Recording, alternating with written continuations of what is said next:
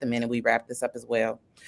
So please be sure to drive safely. Please be sure to settle in curiously and be ready to talk and engage with not only myself, but our amazing panelists that are here. And we want to make sure that we have at least some ability to do a roll call. I just love seeing who I'm talking to. And since I can't see y'all, drop it in the chat, who you are, where you're from, rep your set. Let us have an opportunity to really build that connection and community with you too. So we're going to give folks about 30 seconds to join in and get themselves calm, cool, and collected so we can start this conversation. All right. All right. Let's see. I know we're streaming across multiple platforms. If at any point folks have questions, like I said, drop those in the chat as well. Happy to facilitate and bring those into our dialogue. And also we want you to be answering these questions too, because in order for this work to continue to move forward, it's not just about the voices in the space on camera, but it's also about those voices that are continuously supporting, volunteering, and boots on the ground. All right. All right. Well, let's go ahead and get going. I want to make sure we leave time to introduce the amazing folks that are here. We have some returning faces and some new faces too, but I'll get started. My name is Leela. Excuse me, if I don't say doctor, coach is going to throw something. My name is Dr. Leela Ethel Ellis Nelson. I am a former gymnast. I participated as a College Park tumbleweed back in Georgia, I don't know, sometime in the late 90s. Okay, my bad. So sometime back in the day, okay, back in the time, okay. But currently I am a researcher for the EQRC, which is the Equity Research Cooperative, and I also run a Justice, Equity, Diversity, Inclusion firm, and I'm a faculty member at 3 different universities with my focus being on clinical psychology, hence the doctorate. I want to turn it over to Trustee Tori, if you could come on and introduce yourself, and then we'll turn it over to Dr. Cook, and then I want us to end with Coach, because that'll be a great entrance into our first video. Yeah, absolutely. Thank you, Dr. Lita, for the introduction. My name is Tori Lewis, reside here in Atlanta. I'm employed in higher education and recruitment, and I also coach in athletics in the Atlanta metro area, APS specifically. But my connection to Wilberforce, I'm a Wilberforce graduate of 2001. Over the years, been heavily involved with the athletic department, served as an advisory board member for the athletic department for several years. Currently the Wilberforce Atlanta Alumni Chapter President and alumni board member. And everything athletics, I tend to support for my alma mater. Nice. Thank you. And we'll turn it over to Dr. Cook. Hi, my name is Dr. Sharon Cook, and I am on the Wilberforce Booster Club, part of the fundraising team. And my daughter is also a gymnast there at Wilberforce. Thank you. And Coach? You're welcome.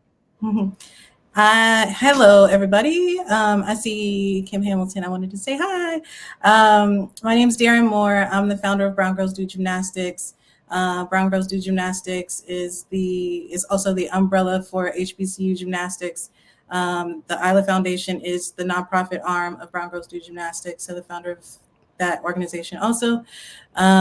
We want HBCU Gymnastics to grow. So that's why I'm here.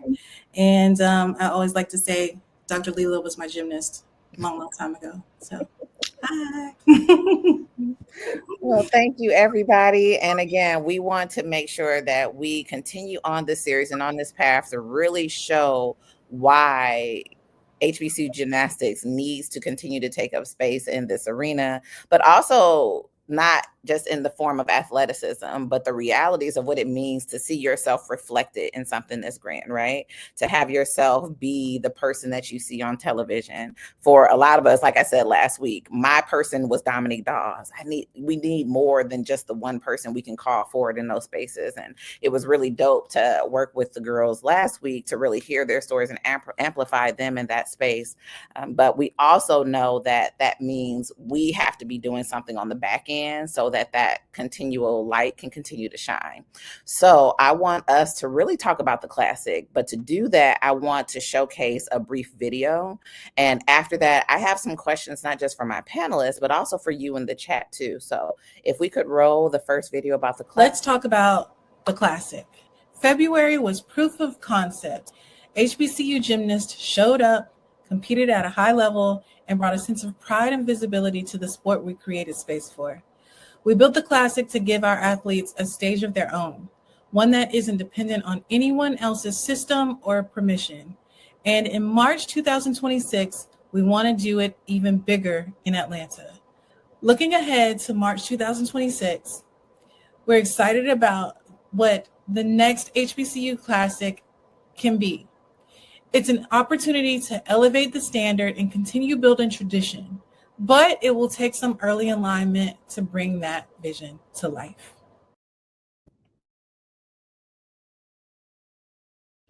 So when we're talking about this alignment piece and ensuring that we can have another classic, I want to bring back the panelists so that we can really get their insights, right? So for you, Trustee Tori, Dr. Cook, part of alignment is funding. Part of alignment is buy-in. Part of alignment is being able to secure the tangibles like space and equipment. But what would it take to secure dates for the classic? What will we need to do now to make us be ready and prepared for next year? Can we start with Trustee Tori? Well, I was going to say, as far as securing dates, I'll probably lend that for Dr. Cook to kind of answer that piece of it.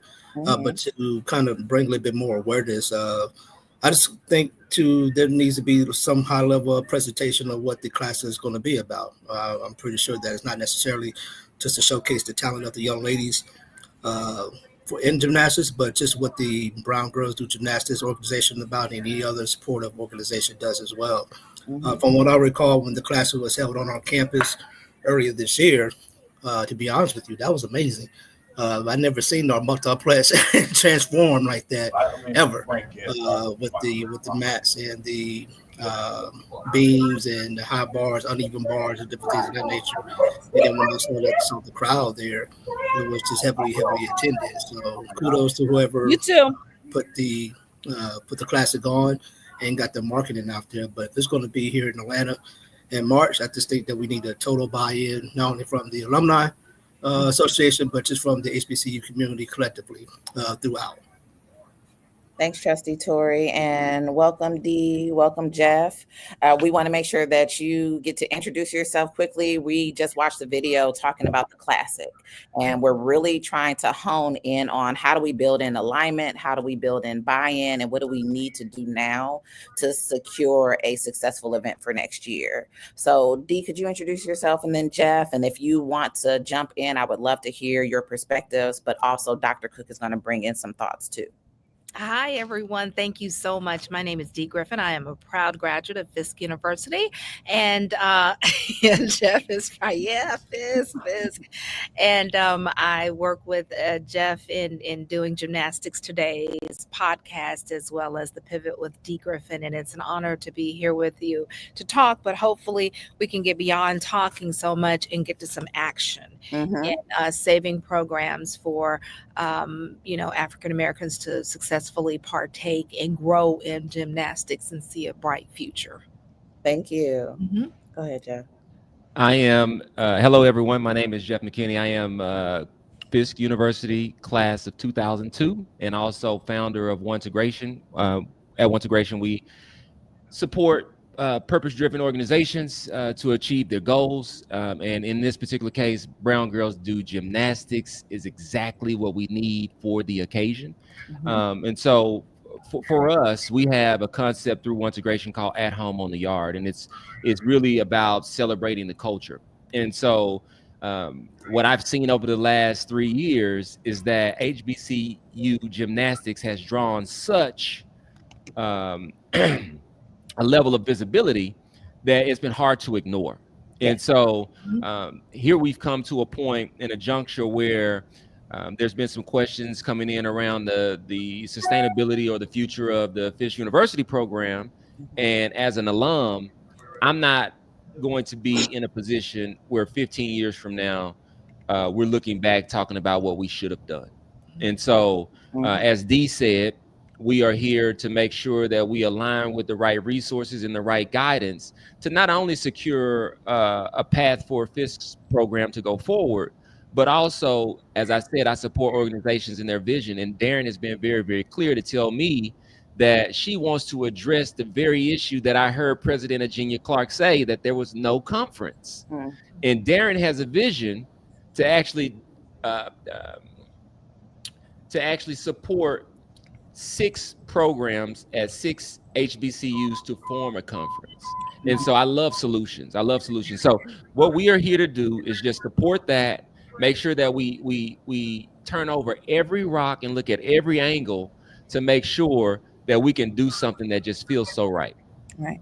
I love that, because we're moving from the conceptual to the tangible. That's something that's been elevated by multiple folks in the panel space too. And we know that, again, part of that ability to make something easily held is the funding components. And when we're thinking about securing those dates, I want to bring that question back. Dr. Cook, do you have any ideas or perspectives on, if we're going to get to that place, what do we need to be doing now? As far as getting support, is that what you're talking about? Securing, getting people out. Well, actually, at this year's classic, which was held at Wilberforce on the grounds, and it was their actual home meet.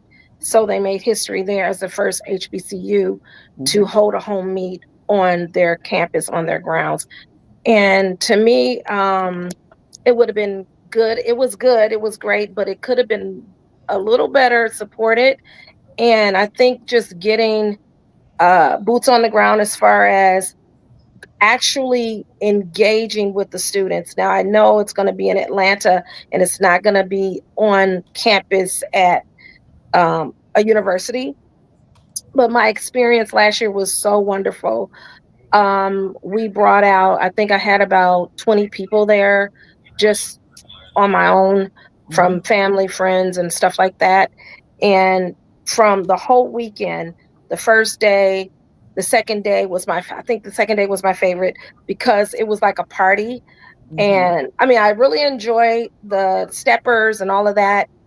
What is it, D9? Did I get that right? D9. I really, really enjoyed them, but I felt like it wasn't enough push to get like other coaches of the baseball team, basketball team, other ones to come and support.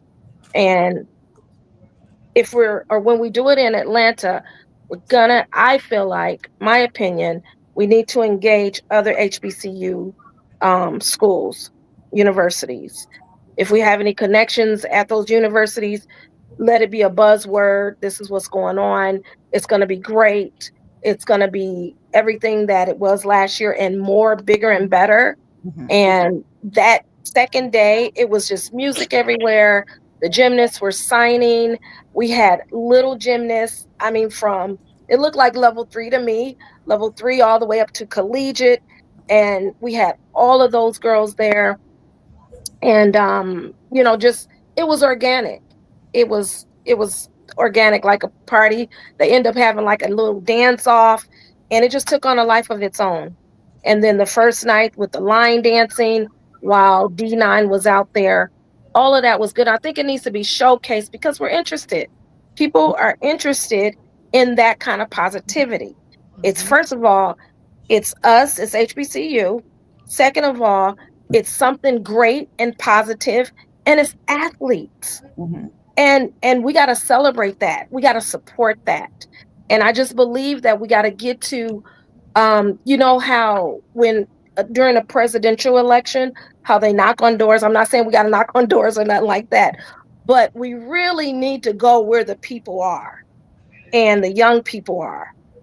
High schools, junior high, and the universities. If we have any connections there, I have family there. We can start there. Maybe some of us have family that live in ATL. My whole family is there. So I'm going to start there, and I just believe that we can make it happen early on if we start now with the advertisement and getting everybody, showing clips everywhere. I don't know if anybody, takes out commercials anymore, but I have a business. I have a dance school as well, and I used to do commercials, but now it's even better to have all this advertisement online, all the social media, which I'm sure you guys already know about. Yeah. No, but what you're talking about is visibility, transparency, making sure that we're keying into this need for the community. We're going to say it until turn blue. Well, I'm dark skinned, So so I'm yes. blue, but I'm gonna turn a color, right? But in that space, it always flows when it's family, right? So when you have this ability to bring people together and they see what it means to show up in that way, it makes it a lot easier to show out. But Mhm. do that, we also have to make sure that the operational side and the logistics of it are also concrete, that we are planning and preparing ourselves so that when we get to the fun stuff and we get to see folks, participating across the different events, we know that it's also going to be part of that momentum building that we're engaged in. So I appreciate everybody's voice in the space, but I dropped a question in the chat a few minutes ago. It says, what does commitment look like at this stage? And how do we support coaches and institutions in making that decision as working to a new classic? So I want to hear from you, Dee. I want to make sure I'm also drawing on your voice as well. But if we're really going to get that commitment, what will it take? And even in the space of getting folks buy-in to do unified marketing, to do some form of unified sponsorship or donation or fundraising, what does that take? So yeah, alumni, excuse me, Dee, I want to also make sure that Trustee Tori. Do you want me to take that one? Yeah, you can take that one. I'll piggyback. I'll jump. Okay. Yeah, I'll jump in. I think it takes exactly what we're doing right now. There is a state of nothingness, and then there's a state of action and doing, and so that's what we're doing now. And so you're not going to find that we're short of call to actions. You're not going to find that we're short of ideas. You're not going to find that we're short on passion. And as you can see, there's a good amount of know-how that's here right now that's showing up super early. And this is just the foundation to what we plan to do. That's going to be something that we can repeat. We're building a foundation to build upon. And so when you talk about bringing together marketing resources and funding budgets and all of the collective, well, that's the reason why Ontegration creates Ontegration Media. That's the reason why we're here on this platform today with Brown Girls Do Gymnastics. We've got eyeballs. We've got a product that we know is a home run. When Morgan Price and the Fisk University team was succeeding, they were on the morning shows. And so what do we think the reason why they brought those young ladies there when they drove them, I believe it was from Philly to New York, like in a split second overnight, where it was because they knew that they drew an audience. And they knew that it was good business for the advertisers. They're selling primetime advertising spots inside and outside of their media. We are positioned to do the same. And so, and the benefactor in this particular case will be these HBCU programs. So for anyone out there, I'm looking at the camera, anyone out there that has a vision that aligns with resilience and all of the attributes that these gymnasts demonstrate, reach out. We're waiting to hear from you. Well, definitely from my standpoint, it takes the marketing and the getting the word out, and it takes sooner rather than later. So even casting out the idea, and people will start, gravitating toward and piggybacking. Oh, I love this idea. How can I get in? How can I be a part?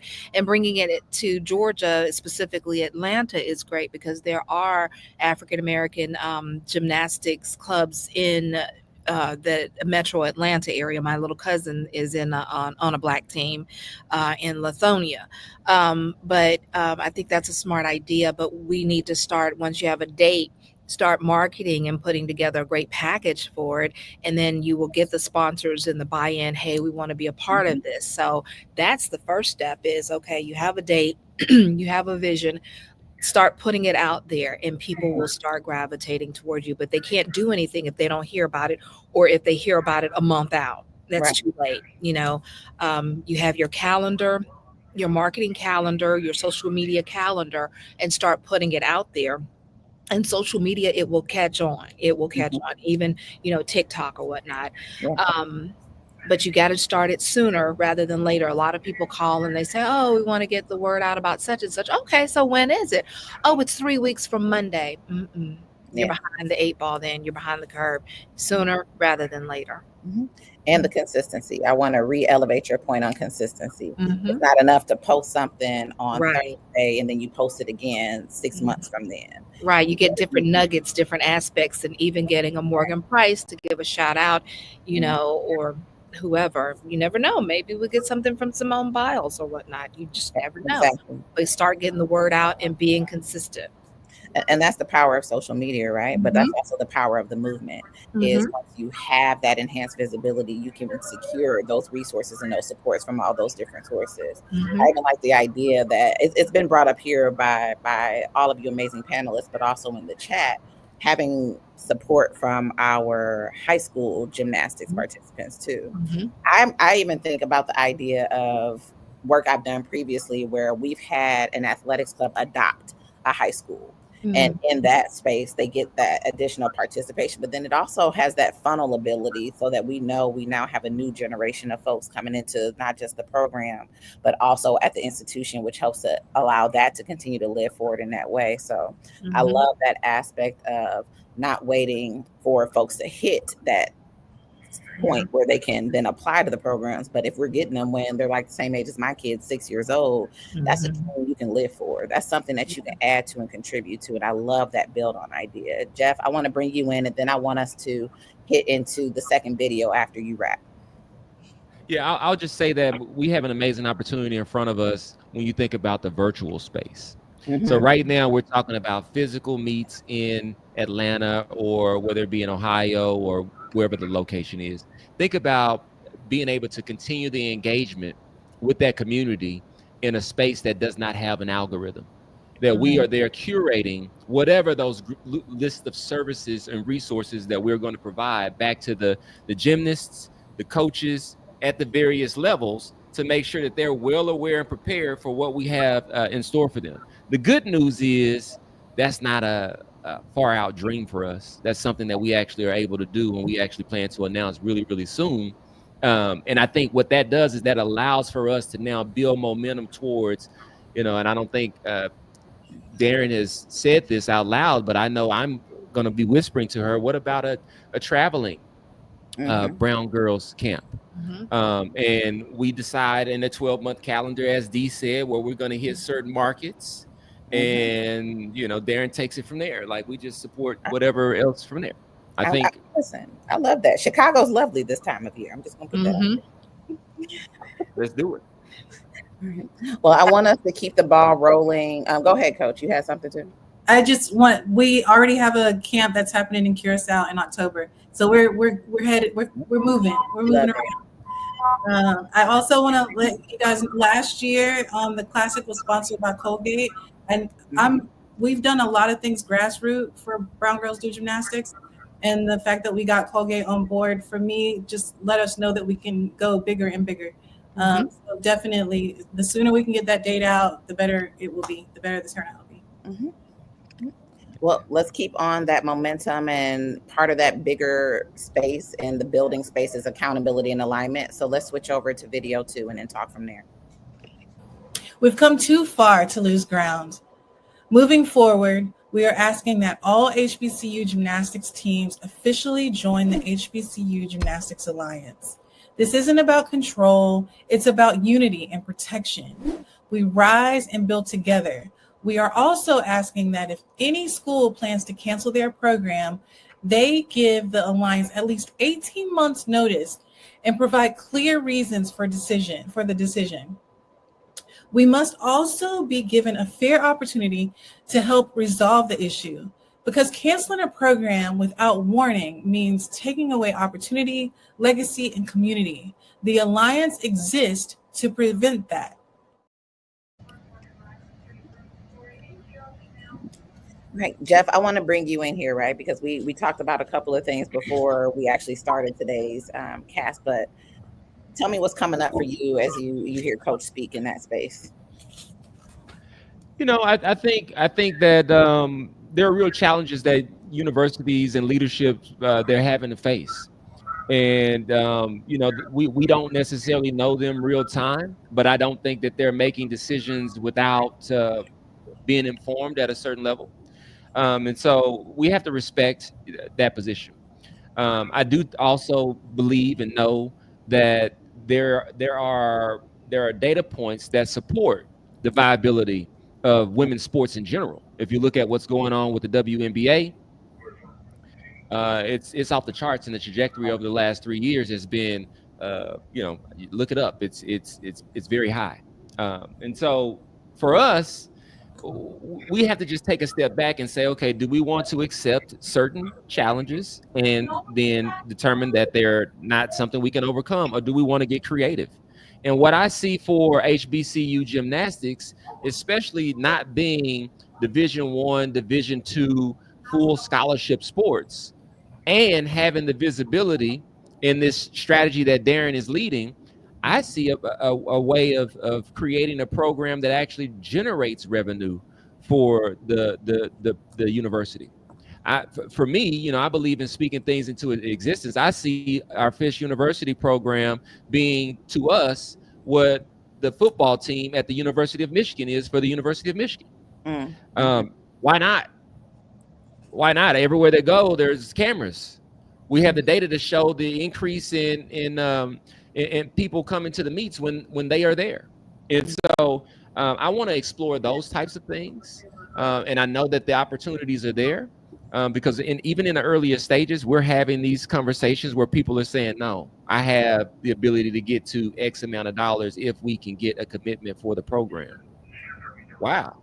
Well, this is exactly what the leadership must be looking for. So let's put it all together and package it up. And let's make sure that we go in a way that is smart. So I love the 18 months. I love the 18 months. Fisk actually gave 12 months, a little bit over 12 months, I believe it was. I love that. 6 more months. We're asking for 6 more months if there's a decision to go away from it. And then what that will allow for us to do is to go back to what Dee said. Let's put a program in place to support that conclusion so that we can actually make sure that our young ladies do have a path forward. I know I'm saying a lot, but I've been in the trenches from afar really, really quickly with some amazing young women. Amazing young women. I mean, I just don't know another place where you could access this quality of person, of human. And so with that, I just think we got to do whatever we can to support it. Yeah. And part of that is making sure that we build those partnerships and we sustain them. We need to make sure that it's beyond the securing of something in the beginning, but how do we make sure that they are sustainable over time? But I love the way that you're making considerations for this being something that creates its own funding lever. It's an opportunity for us to embed a culture into something that's already very rich culture, full of history in that piece as well. And then just being able to amplify and elevate all the dopeness that comes with being an HBCU gymnast, being an HBCU alum once you have a chance to cross that stage, and being someone who gets to first walk across the quad on day one, right? So going through that whole life cycle of what that means, I really love how that honing in process happens. For Trustee Tori, I do have a question. So what would it look like to sustain the necessary relationships through the institutional academic structures? Who are the key personnel to build those partnerships with across the institutions? How do we sustain those relationships? What does that look like as we're talking about alliance building and championing the movement forward? Yeah, absolutely. Thank you for the question, Dr. Lee. I think there need to be numerous partnerships just kind of throughout. One, I think it needs to be a partnership with the admissions enrollment office to where are we or the institution are in the areas where they can recruit Mhm. or have a visibility in the areas where they're going to be gymnastics or potential athletes come to the institution. Obviously, there needs to be a partnership with the Alumni Association at each institution as well. There needs to be a partnership with the athletic departments, the board of trustees. Just needs to be several partnerships and interaction with each other. Because when I think of athletics, everybody knows that the best way to build or to grow a university is through athletics, right? And I think I mentioned on our last town hall that we had is where are these young ladies at? Uh, just through the past year, just from my learning and just from my research and just from me asking a lot of questions, I've learned that gymnastics are a lot of these athletes were cheerleaders at the high schools, or they were in particular clubs or different type of programs, different type of gyms in these cities. So uh, if we're going to have some type of visibility, then just using my alma mater, for example, Wilberforce needs to have a recruiter in the Atlanta area Yeah. to kind of bring visibility to the university so that that recruiter could be at a college fair, be at a high school, showcasing the any type of video promoting the gymnastics program, so forth and so on. And that needs to be shared with the Alumni Association, that needs to be shared with the Board of Trustees, and that just needs to be collectively shared with the with just the community at large as well. So I just think this just need to be visibility. I think everybody needs to have a sense of education on how this kind of came about and what it would take to not only recruit but also retain Hmm. these particular young ladies and support the program in itself. And just really, to be honest with you all, what it's going to cost to support support a gymnastics program. Yeah. Because I know, especially when you're kind of speaking with or dealing with a smaller institution like ours, uh, I mean, just being honest, the budget starts with zero in Mm. a lot of different areas. You know what I mean? And it's just kind of fundraising as you go. I remember one time this past year, there was a conflict of two athletic teams. The gymnastics team had the opportunity to go to San Diego, and the baseball team had the opportunity to go south to play in a baseball game. And there had to be a decision made. Gymnastics, the decision was for the gymnastics program to go to San Diego and perform, while the baseball team could not make it to Southern University, New Orleans, to participate in the baseball game. So that was a cancellation of a conference game that didn't get a chance to make up.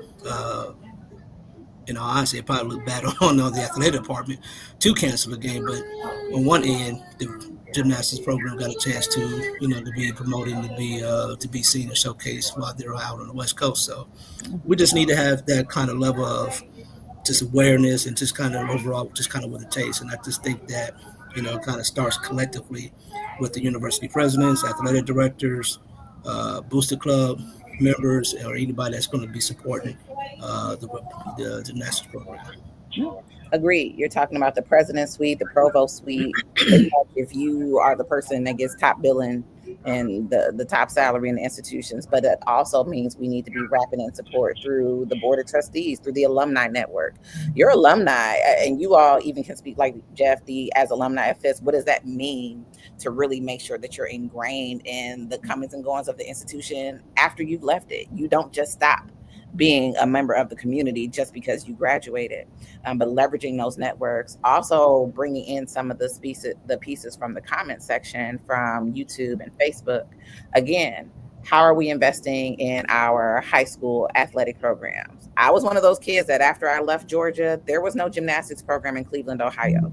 So I became a gymnast. I joined the dance team because to me, that was the next option. So for a lot of those folks, when you're talking about recruitment, Trustee Tori, when you're talking about recruitment, you would be coming to get me again. Come back for me. Don't just leave me because there was nothing there. Come back and get me again. Bring me back into the space. There's also some pieces here around Wilberforce Booster started a conversation with 3B Kids in Ohio, which is a local charity that creates opportunities for Black and Brown kids, hoping to work with them again. These pieces around trademarking our logos and how does that work to help support the cause in that space. working with local kids and making sure that they're aware and get excited about HBCU gymnastics and realizing that this is a real option for them, and making sure that we are also holding space in the platform, and making sure that our girls know just how valuable they are, which also helps to re-energize the interest in gymnastics over time. And you can reach areas that may not even know what this world even looks like. And again, that's that media representation. Just to keep us on time, I want to go into the other piece that everybody keeps talking about, which is funding. So I want to show video 3. Okay, let's talk honestly about the numbers. Gymnastics is not specifically more expensive than other collegiate sports. Most sports require uniforms, coaching, and travel. The real difference is the cost of the training space for schools that don't have their own equipment. Our immediate goal is $300,000 to help cover that training space and travel for Fisk and Wilberforce.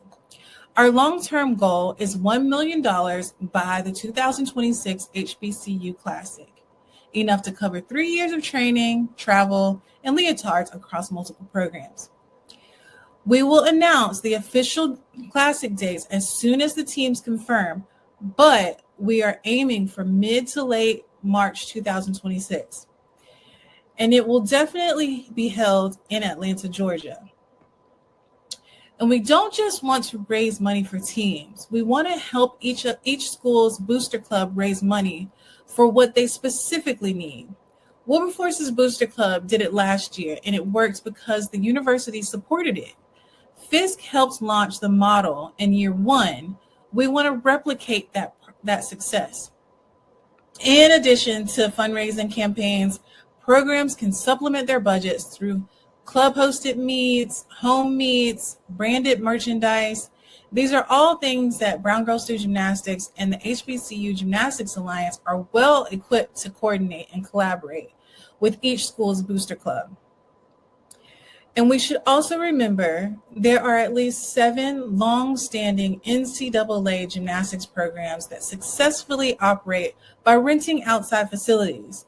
So we don't have to take the full cost of building or owning our facility just yet. This is a proven model that works well for now. With that in mind, what are some of the most effective ways to bring new donors and boosters to the movement?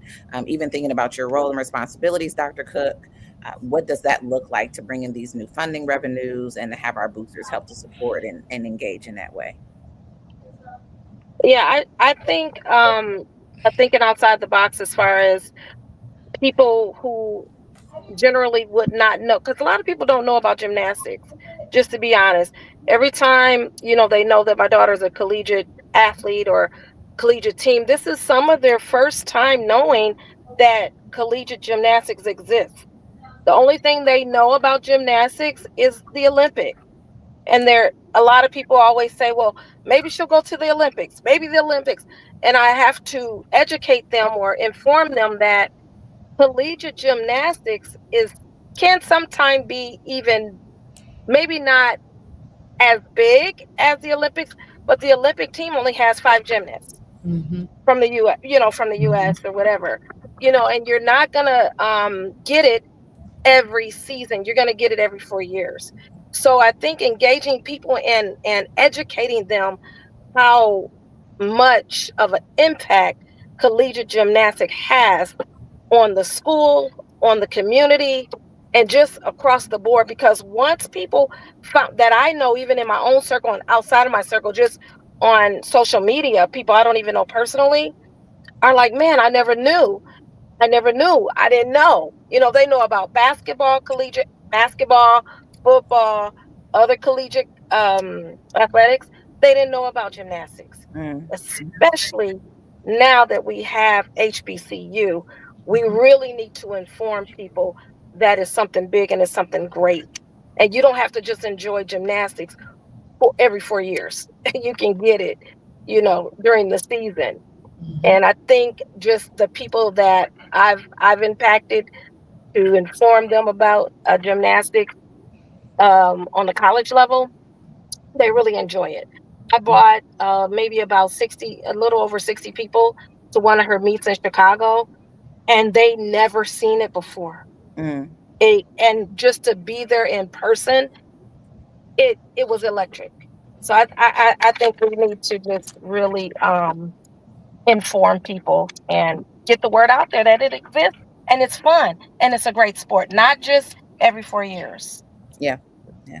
With that, because I want to keep you on mic, how are funds allocated? Because I know that's often a big question for folks. You're talking about seeing the fun in it, seeing it for its athleticism, seeing it for its ability to build community, and knowing that it does take donor funds in order to make that happen. It also takes institutional funding, right? Stream allocation for that too. We also heard Trustee Tori speak about that piece. But for a booster, like how are those funds utilized? What are the thought processes around allocation? Okay, well, first of all, it started with, like I said earlier, the gymnast. I hope y'all can still hear me because Oh yeah, you're good. I gotta go to another meeting. But those funds were, like I said earlier, were allocated to make sure the gymnasts were taken care of. They had so much gear, and the president of the booster club, I mean, she made those dollars stretch, and they all went to the gymnasts. And I know Coach said earlier, we funded one of the gymnastics meets because we needed help, and the booster club was right there to help. It is a partnership, like you said, with the institution and the booster club, because there's no way the booster club can handle it all alone, but together we undergird the institution. And it was so pivotal at certain points where things fell short. The booster club was able to undergird it and help. And it took fundraisers. We did a few fundraisers, and it wasn't as much money as I don't think it ever get enough money or is what you want, but just the effort. We did the popcorn fundraiser, which was very good. It generated thousands. Did a couple things, I should say. No. And then we did another fundraise praise, and right now, and then I did one. Right now, we're going to do some things here just to make sure we reach our goals.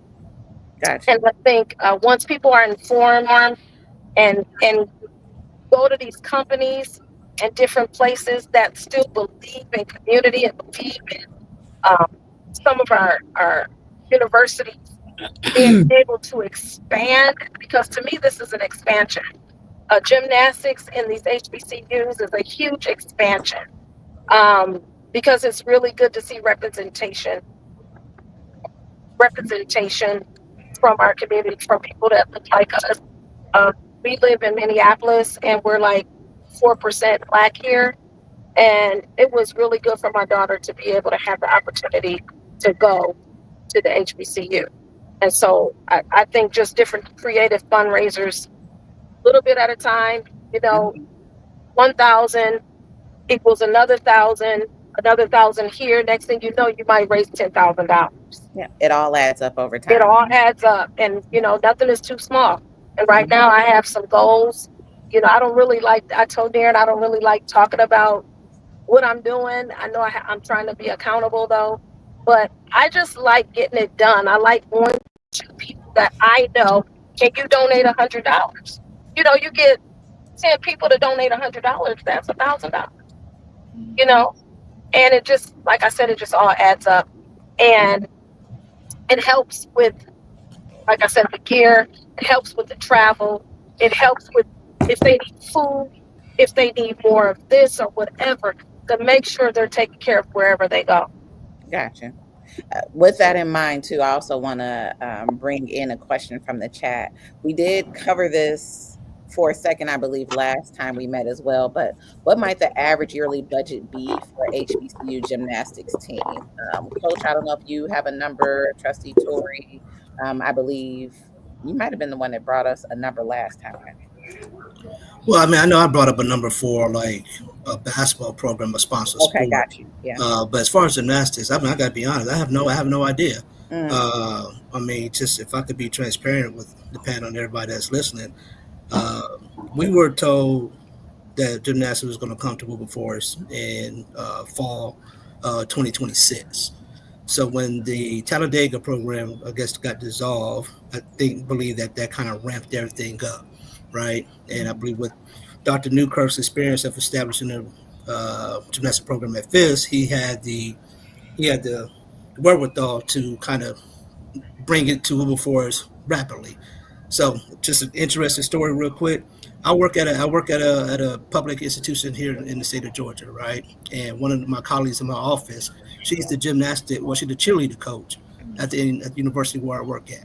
She comes to me and tells me, "Oh, I heard that you all started a gymnastics program at your alma mater," and I was kind of bugged out, like, how did she know? And she said, "Well, I know who the coach is who got hired." How did you know? How do you know who she is? And she stated that they were in the same club growing up, in the same gymnastics club. And I mentioned to her, I was like, well, how are you connected with gymnastics when you're the cheerleading coach? And she kind of told me how it all got tied in. Gymnastics, there's tumbling gyms, there's gymnastics gyms, there's a lot of different gyms, but everybody's kind of in kind of different places there. So when she told me that, she gave me the contact who the coach was.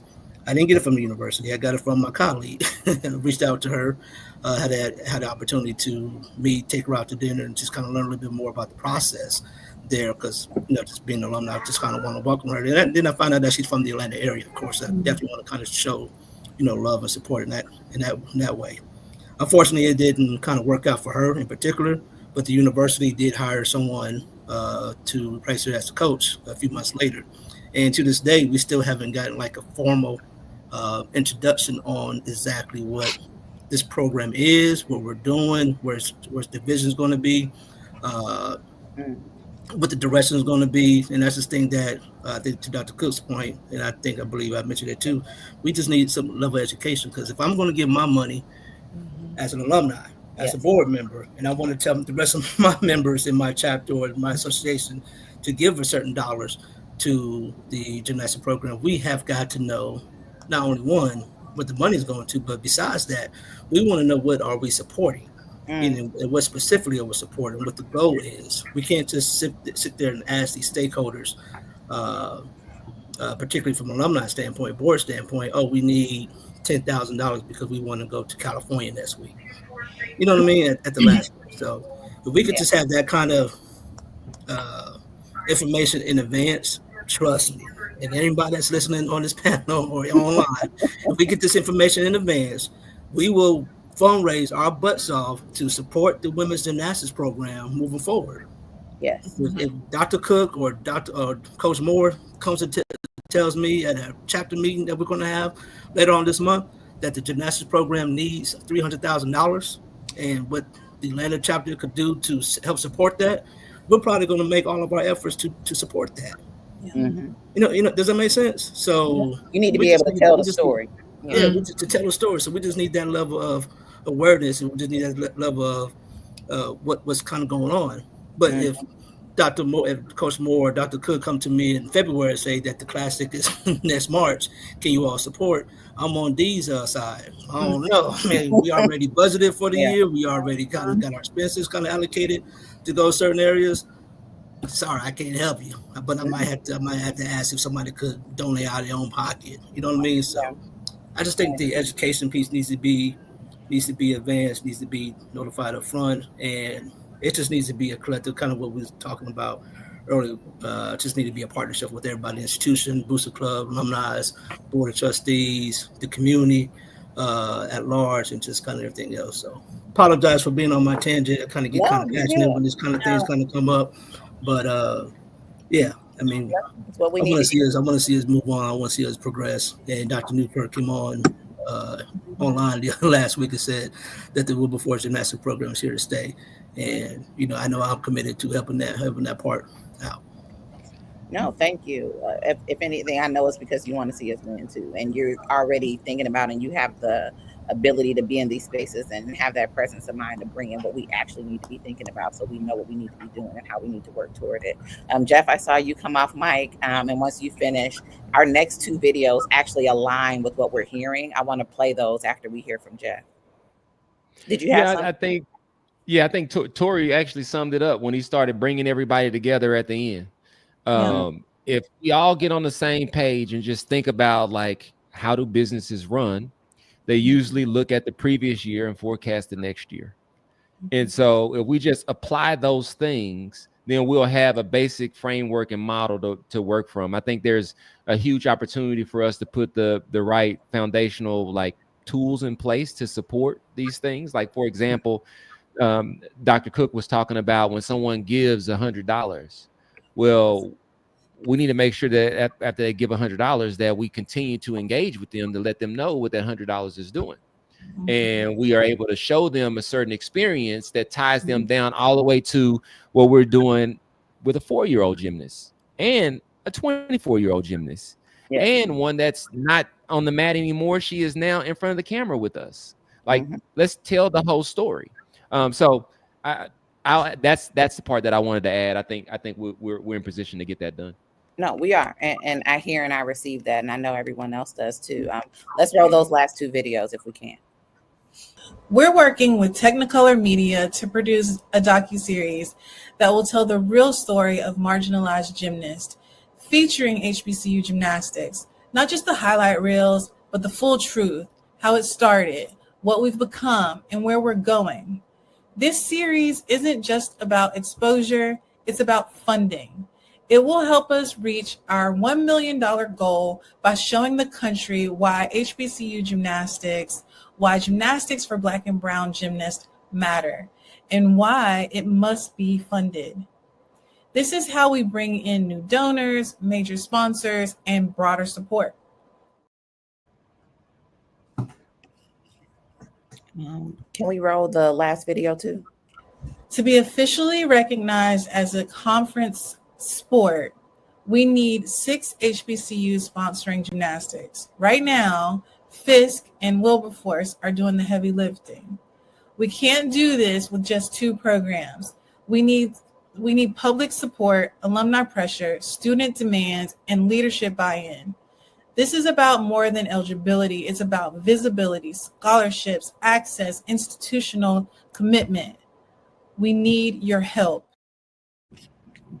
So this is where I want us to bring it all together, right? All of today's conversation, we've been talking about alliance building. How do we secure and sustain funding? But that also means securing and sustaining partnerships, not just within our institutions and across them, but within the community specifically. But what does it also mean for us to tell that story as we work to further provide opportunities for others who are outside of this world to really learn, one, what does gymnastics look like? What does it look like from the perspective of the Black and brown girl? And how does that look directly at the HBCU level? So even for you, Dee, even thinking about that idea of storytelling, when we are talking about finding an avenue that will resonate with an audience, especially for those who already aren't familiar, what is the value inherently of storytelling in this particular space through HBCU Gymnastics? Oh, storytelling is worth possibly $1 million, because when people hear the story and they get to actually see the people, they see the lives that are touched, that's what pulls them in. So there is value in the storytelling and the marketing and just getting up close and personal. We all see things in lives and, we see a story, whatever, but we really don't care until we hear the people. And we hear, how it has affected lives or changed lives. There was one young lady at Fisk who is a gymnast. I can't remember her name. Please forgive me. Jeff might remember, with the pink hair. She changes her hair colors from Atlanta. Is that Sunny? Is it Sunny? I can't remember. That's Zaya. Zaya, that's it, Zaya. And, Zaya, yeah, she, from what someone told me, she wanted to go to do cosmetology or whatever. She didn't think she could go to college and do gymnastics, but she ended up coming to Fisk. That really brought me in. That really, really grabbed my attention. And so that's what we have to do, is tell those stories and how life-changing gymnastics has been for a lot of these young ladies. And then people will want to continue to help the program. Mm-hmm. They will become invested. As those stories, they reach out and they grab and they hold on. Mm-hmm. Mm-hmm.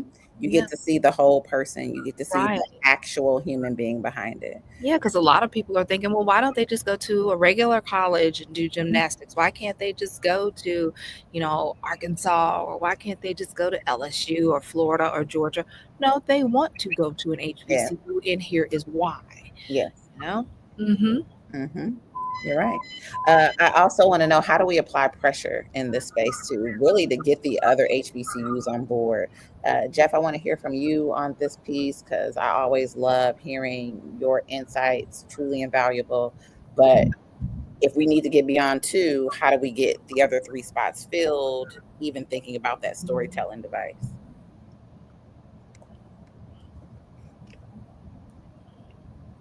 Are you muted? Are you talking?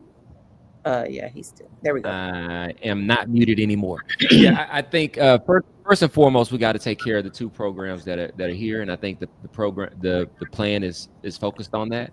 And I think in telling the story, we saw on the video that there's some conversations going on with Technicolor, and there's going to be an effort to make sure that this group collectively is focusing on telling this story and making sure that people get the access to connect with the gymnast.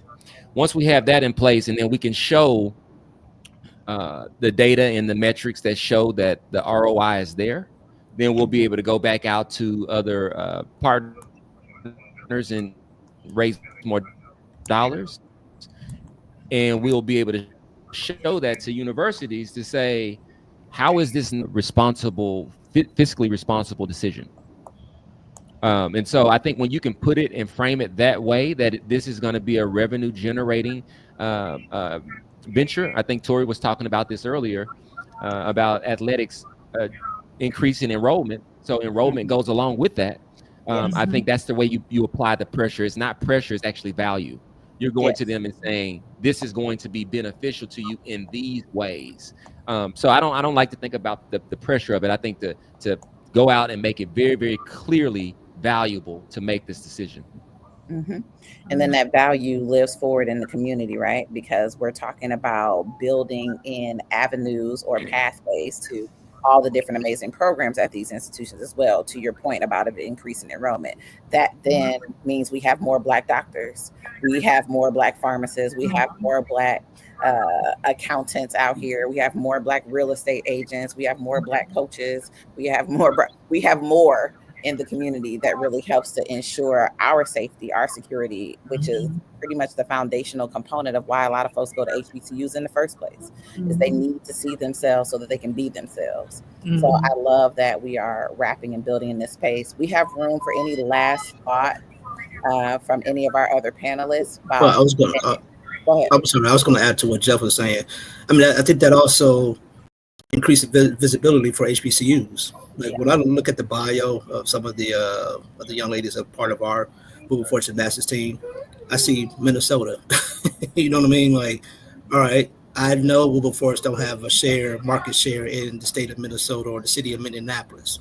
If we're able to get an outstanding gymnast from Minneapolis, I think Wilberforce should be in Minneapolis recruiting, right? I think one of the other young ladies is from somewhere out West Coast or something, a place I never heard of.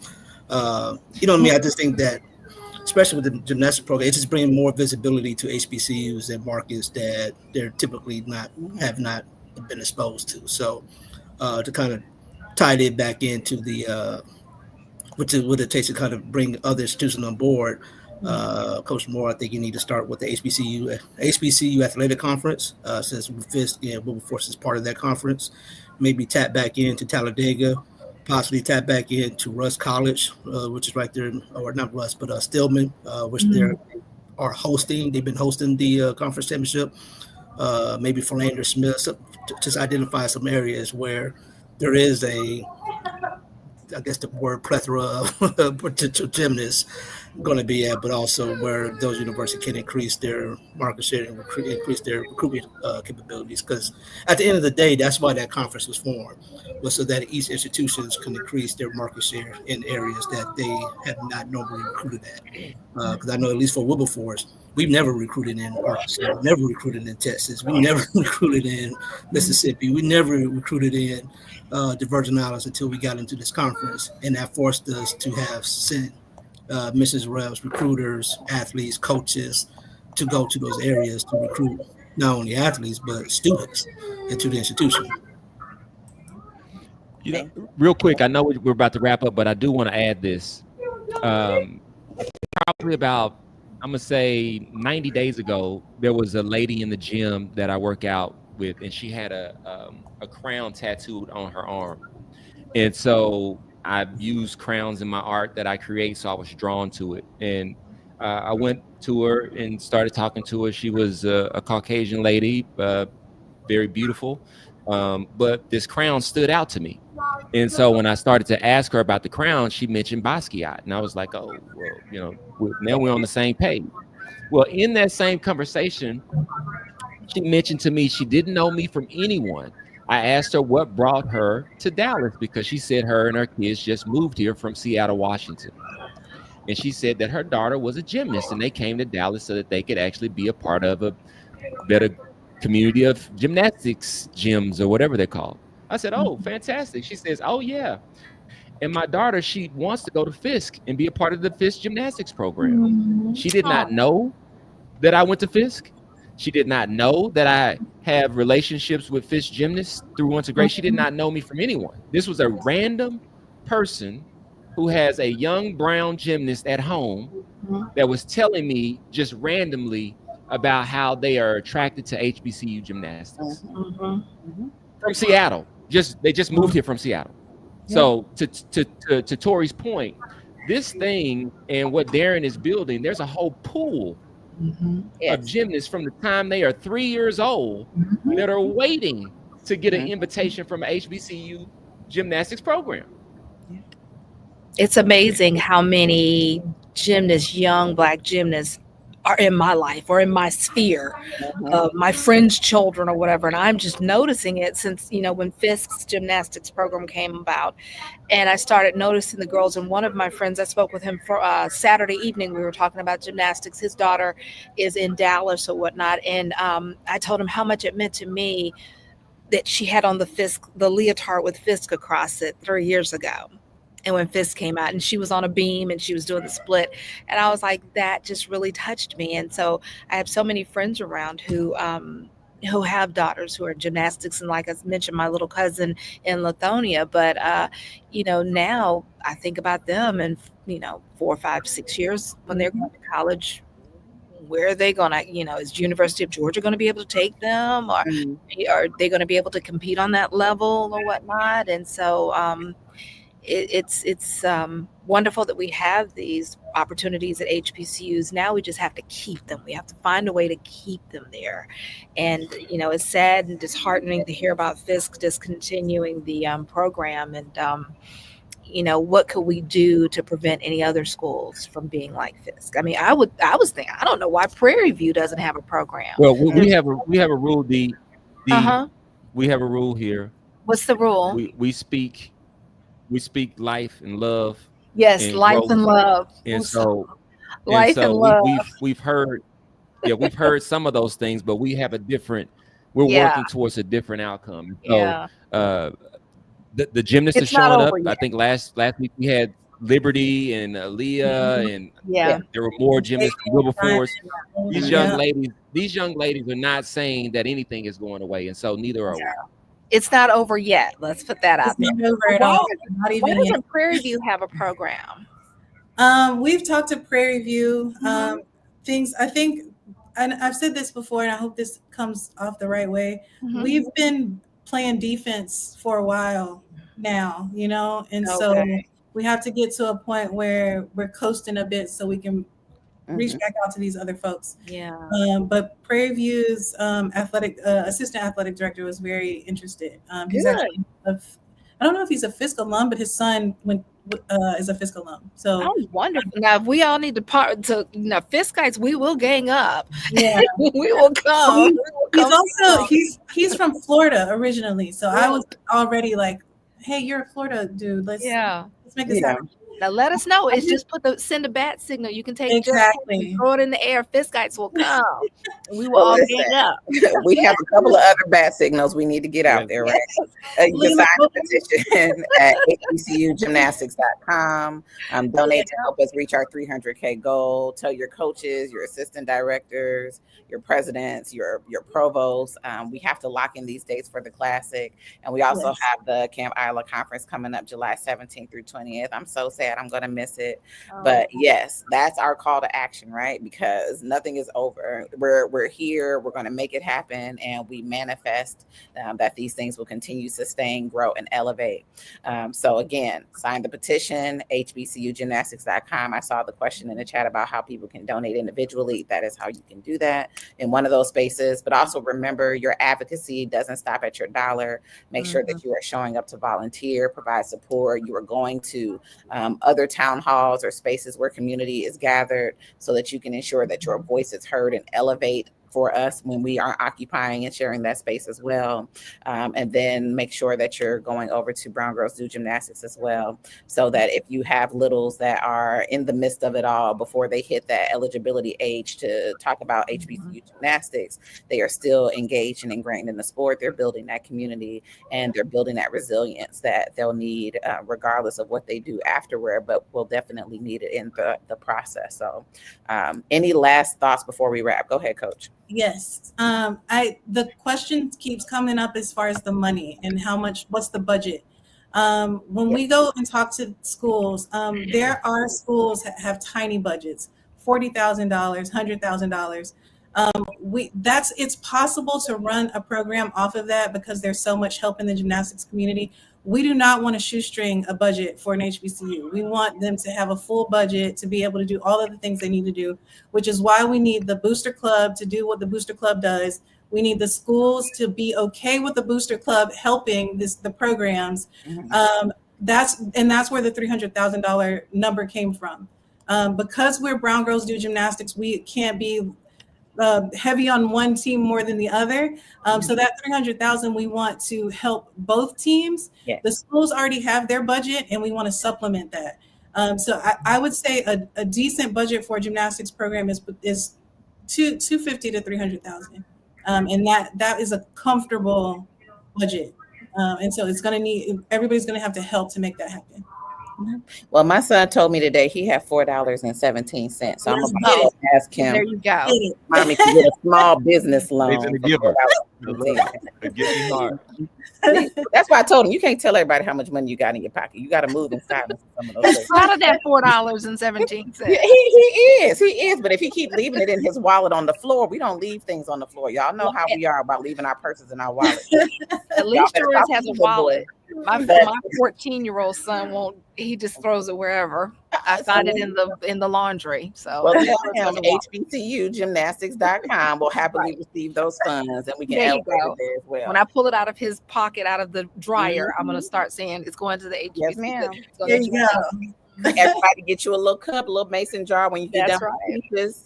You just put it out, put your funds in there. And again, hbcugymnastics.com.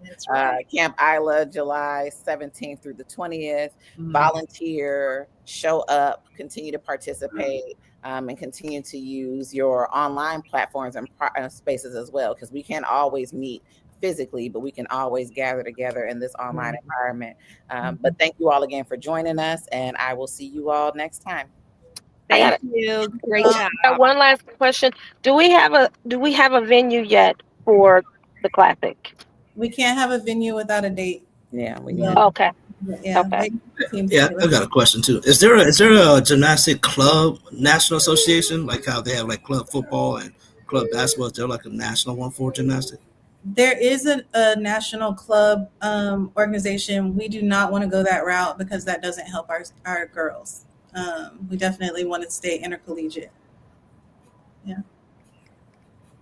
I was thinking like when Dee mentioned about Prairie View, that might be a good start for them. Wouldn't be a good start for them. Okay. Nope. No club gymnastics, straight collegiate. And we can do that easily. We already have the blueprint. Let's make it happen. Let's go Yeah. for it. Say And less. and what about like Say less. ESPNW? Is that a space where they can advertise or help with get the word out there what we're doing? Yeah, ESPN has covered both Fisk and Wilberforce. They've been very great to both programs and Brown Girls.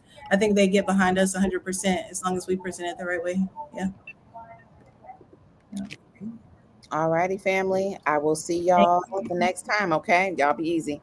Take Bye. care. Bye-bye. God bless. See y'all.